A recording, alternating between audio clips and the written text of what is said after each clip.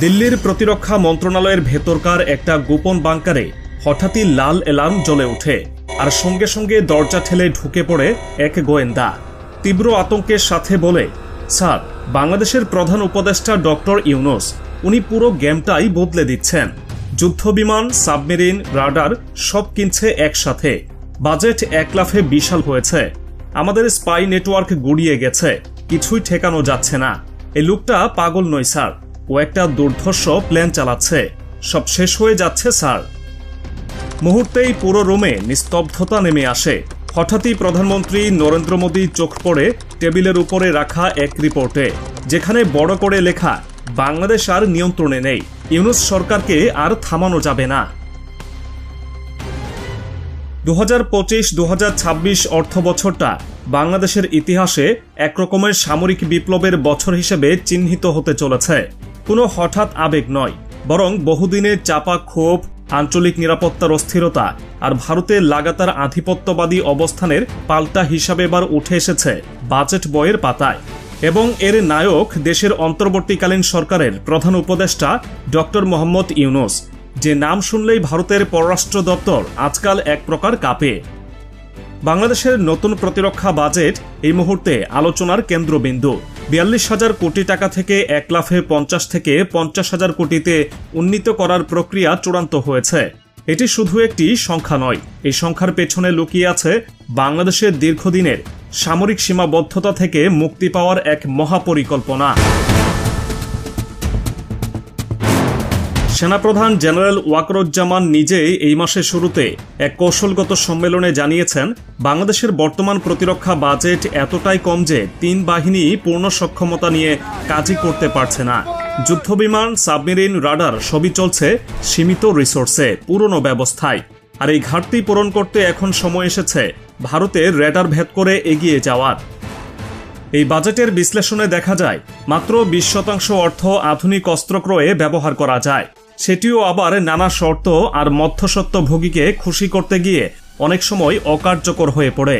এবার ইউনূস সরকারের নেতৃত্বে বাংলাদেশ এ ব্যবস্থার মোড় ঘোরাতে চলেছে। বাজেটের একটি অংশ সরাসরি যুদ্ধাস্ত্র কেনার কাজে ব্যয় হবে, এবং তা মূলত হবে সরাসরি নির্মাতা দেশ বা কোম্পানির সঙ্গে সরকারি পর্যায়ে আলোচনার মাধ্যমে। ফলাফল, অর্থের অপচয় কমবে এবং প্রযুক্তি আসবে দ্রুত। এই মুহূর্তে বাংলাদেশ যেখানটায় সবচেয়ে বেশি গুরুত্ব দিচ্ছে সেটা হলো বিমান বাহিনী, আর এর পেছনে রয়েছে একটি অত্যন্ত যৌক্তিক ব্যাখ্যা।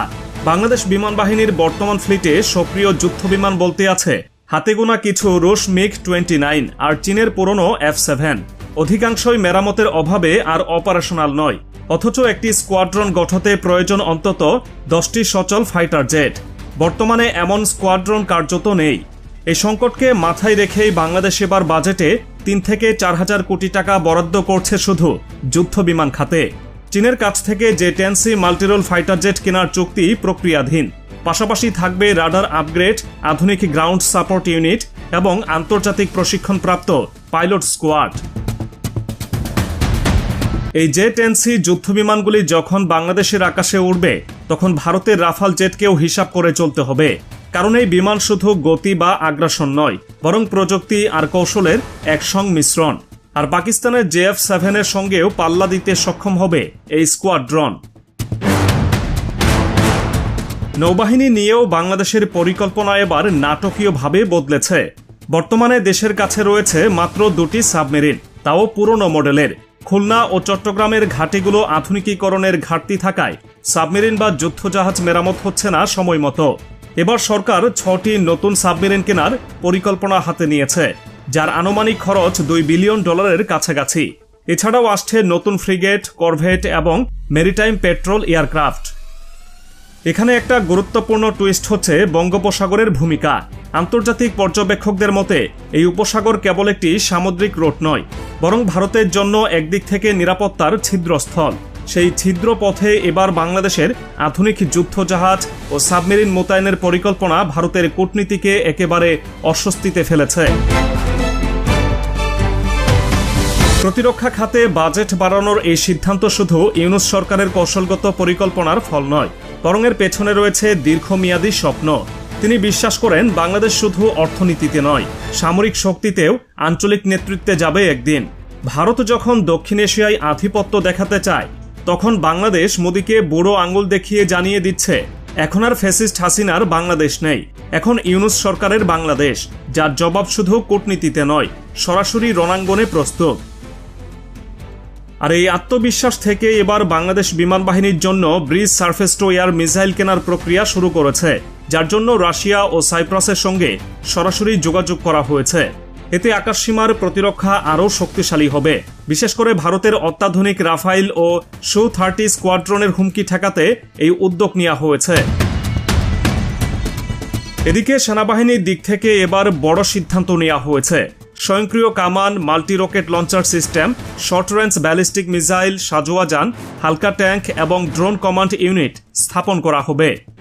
ইতোমধ্যে তুরস্ক থেকে আনা হয়েছে TRG-300 লঞ্চার এবং MK-1 হাউইটজার, যা রীতিমতো প্রতিবেশীদের কাঁপিয়ে দিয়েছে।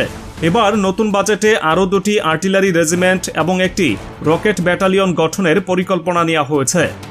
সাজোয়া যান বা ট্যাঙ্ক কেনার ক্ষেত্রে তুরস্কের আলতাই এবং ইন্দোনেশিয়ার হারি মাউন্ট ট্যাঙ্ক নিয়ে আলোচনা চলছে, যেগুলো বাংলাদেশের পাহাড়, নদী, বনসহ বৈচিত্র্যময় ভূপ্রকৃতিতে দুর্দান্ত পারফর্ম করবে। তবে কেবল অস্ত্র কিনলেই চলে না, এসব পরিচালনা, রক্ষণাবেক্ষণ ও টেকনিক্যাল ইন্টিগ্রেশনই হল আসল চ্যালেঞ্জ। সেই লক্ষ্যেই প্রতিরক্ষা দপ্তর বাজেটের একটি বিশাল অংশ বরাদ্দ রেখেছে। পাইলট পাঠানো হবে চীন ও তুরস্কে, যারা যুদ্ধবিমান চালাতে শিখে ফিরবে নিজ দেশের জন্য। সাবমেরিন ইউনিটের সদস্যরা যাবে দক্ষিণ কোরিয়ায়। সেনাবাহিনীর রকেট ইউনিট প্রশিক্ষণ নেবে আজারবাইজান ও তুরস্কে। তবে এই প্রশিক্ষণ শুধুই ব্যবহার শেখার জন্য নয়, এগুলোর রক্ষণাবেক্ষণ ও ভবিষ্যতে রপ্তানি সক্ষমতা তৈরির অংশ হিসেবে দেখা হচ্ছে। এখানেই শেষ নয়, বাংলাদেশ এখন আর শুধুই অস্ত্র আমদানিকারক নয়, নিজস্ব উৎপাদনকারী দেশ হিসেবেও উঠে আসছে।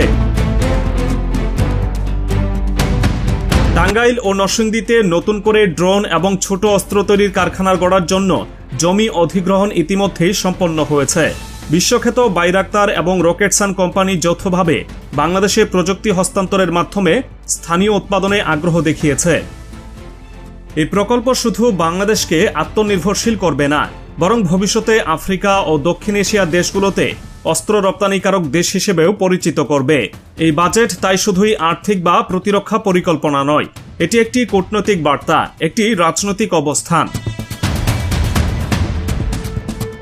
দক্ষিণ এশিয়ায় যেখানে ভারত দীর্ঘদিন ধরে একচ্ছত্র সামরিক আধিপত্য দেখিয়ে এসেছে, এখন সেখানে বাংলাদেশ নিজস্ব স্বাধীন প্রতিরক্ষা নীতি নিয়ে দাঁড়িয়ে পড়েছে।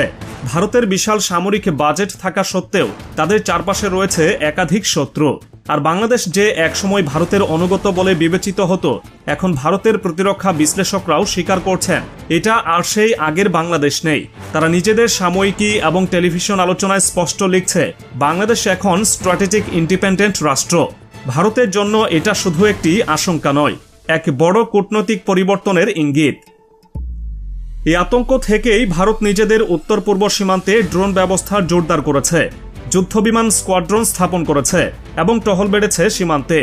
তবে একটি কথা স্পষ্ট, বাংলাদেশ এখনও আক্রমণাত্মক সামরিক ডক্ট্রিন নিচ্ছে না।